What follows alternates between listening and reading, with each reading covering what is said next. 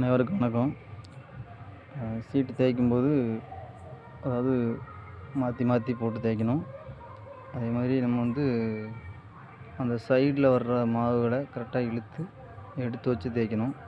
அப்படி தேய்ச்சா தான் நமக்கு அந்த கட்டை இலை சைடெல்லாம் வராது. இல்லைன்னா நமக்கு அந்த சைடு கட்டிங் வந்துடும். சைடாக வரும், நிறைய சைடு வரும். கொஞ்சம் பொறுமையாக நிதானமாக தேய்க்கணும். ஆரம்பத்தில் பொறுமையாக நிதானமாக தேய்ங்க. நான் முதல்ல உள்ள வீடியோலலாம் சின்ன கட்டையை வச்சு பொறுமையாக தேய்ச்ச மாதிரிலாம் போட்டு காமிச்சிருப்பேன்.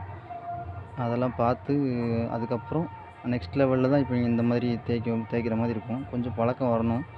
பழக்கம் வர முன்னாடி நம்ம இதுமாரி தேய்ச்சிடலாம்னு நினைக்க வேஸ்ட்டு. கொஞ்சம் போக போக தான் வரும். கொஞ்ச நாளைக்கு நிதானமாக சிம்பிளாக எடுத்து பழகுங்க. எளிய முறையில் சமோசான்னு ஒரு வீடியோ இருக்கும்.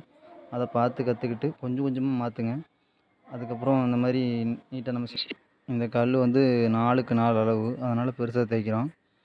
நீங்களும் பொறுமையாக சின்ன கல்லேருந்து ஆரம்பித்து பெருசாக தேய்ச்சிடலாம். அப்புறம் நம்ம அடுத்த வீடியோவில் என்னென்ன சைஸ், அதாவது நம்ம கடைசியாக என்ன சைஸ் வச்சுருக்கோம், மொத்தம் என்ன சைஸ் அப்படிங்கிறத நான் போட்டு விட்றேன். நன்றி, வணக்கம், வாழ்த்துக்கள்.